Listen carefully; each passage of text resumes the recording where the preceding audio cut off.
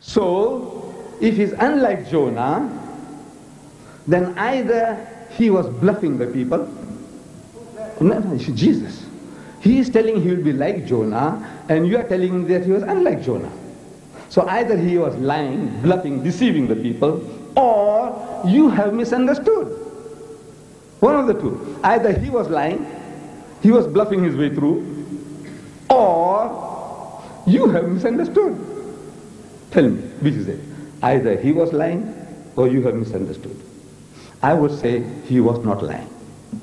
I can't believe that this mighty messenger of God, Jesus Christ, who occupies such a high position in the house of Islam, that he is one of the mightiest messengers of God, we believe. Jesus. We believe in his miraculous birth, which many modern day Christians, including the bishops of the Anglican Church, they don't believe today, but we believe that Jesus Christ was born without a human father. Miracle of God's creation. We believe. We believe that he was the Messiah, translated Christ. We believe he gave life back to the dead, bi'iznillah, by Allah's permission. And he healed those born blind and the lepers by Allah's permission. Can't you see? This is our attitude towards this mighty messenger of God. And this mighty messenger of God, Jesus Christ, I don't know if I tell you that his name occurs in this book of mine, our book, the Quran, 500% more times than the name Muhammad. Did you know that? You Muslim, do you know that the name Jesus occurs in our book 500% more times than the name Muhammad? Did you know that? Did you know that? Not likely. 500% more times. The Jesus, son of Mary, Ibn Maryam, Isa ibn Maryam, 500% more times than the name Muhammad. Muhammad is supposed to have written this book. It is alleged that he wrote the book. Amazing. This author himself, he keeps himself out of the book. And he promotes Jesus. Amazing, amazing, amazing book.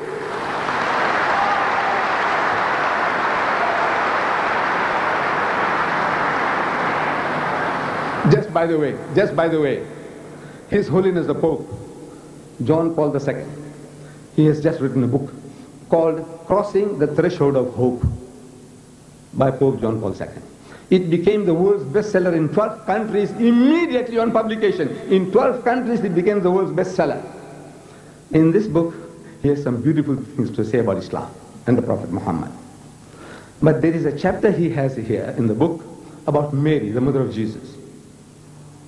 And the title of that chapter is Mother of God. Mother of God. That's the title.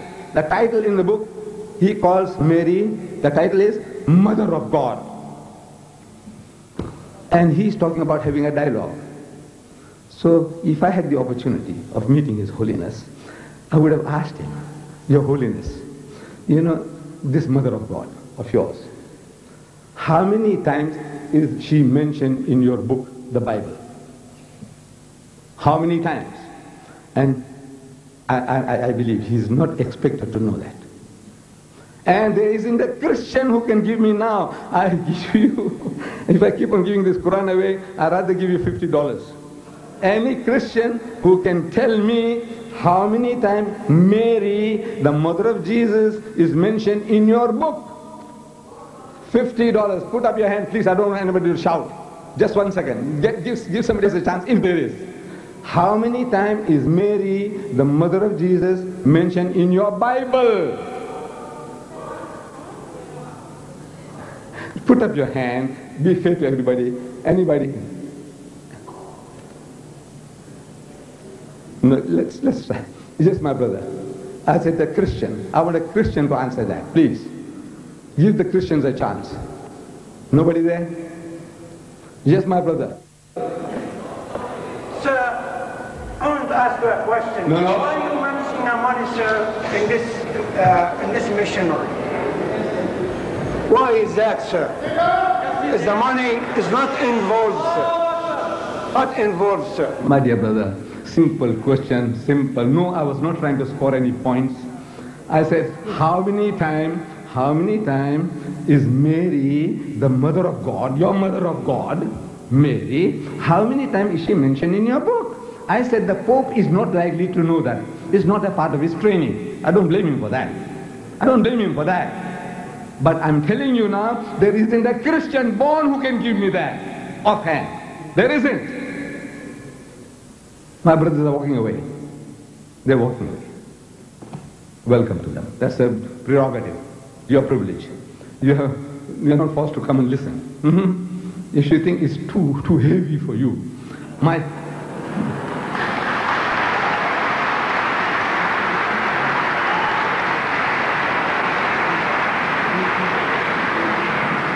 in South Africa, in my country, the African, you say, it's too heavy. It's too heavy. So it's too heavy. I don't want you to carry the yoke. Now, let me tell you.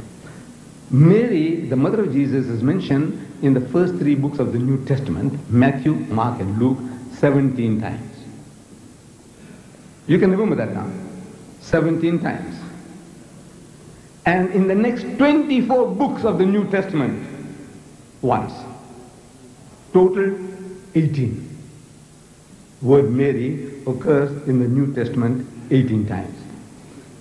In this Quran of mine, Mary, the mother of Jesus, is mentioned 100% more times than in your Bible. Can you believe it? Is it believable? Mary, the mother of Jesus, is mentioned in my book 100% more times than in your book. And you think that we are the enemies.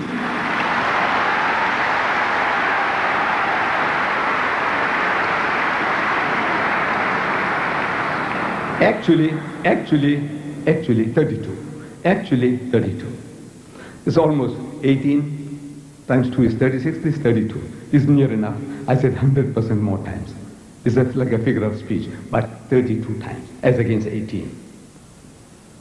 This is the relationship. And there is a chapter in the Quran in honor of the name of the mother of Jesus Christ. The name of the chapter is Surah Maryam, meaning chapter Mary. In your Bible, of the Roman Catholic 73 books, Mary is not one of them. In your Protestant Bible, 66 books, Mary is not one of them. You have Genesis, Exodus, Leviticus, Numbers, Deuteronomy, Matthew, Mark, Luke, John, Peter, Paul. Mary is not one of them.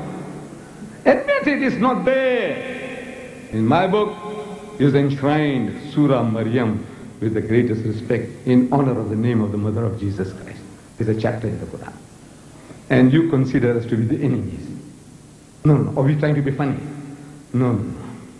There is a different point of view, and His Holiness the Pope talks about having a dialogue. Talk, man, talk. Learn to talk. Share your ideas. Disagree. Argue vehemently. But at the end he said, this is your point of view. I don't swallow that. I don't accept that. I keep on believing what I believe. But I said, well, I can see your point of view. That is all. That is all that we want. We don't want to convert you just like that. No. You said, I see your point of view. I see how your mind is working. Okay, that is all. That breeds tolerance. Wanting to know why this Muslim is behaving like that.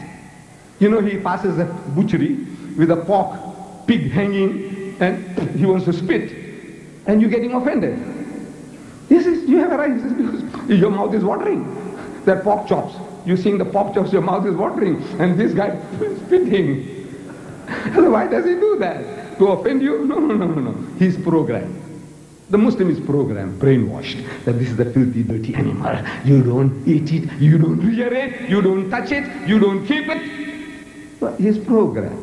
So he's reacting to his programming. So once you know, you become tolerant. So now I can see why you're spitting. You see? You're not spitting to spite me. You're not spitting to spite the Christian who's walking with you. No. This is just happening to you.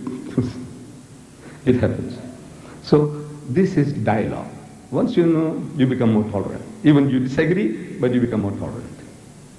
Now, the clever Christian tells us that, you see, this miracle of Jonah, Jesus wasn't talking about dead or alive. He was talking about the time factor. Look, listen. Jesus says, for as Jonah was 3 days and 3 nights in the belly of the whale, so shall the Son of Man be 3 days and 3 nights in the belly of the earth. He uses the word 3-4 times to emphasize is a time. This is the important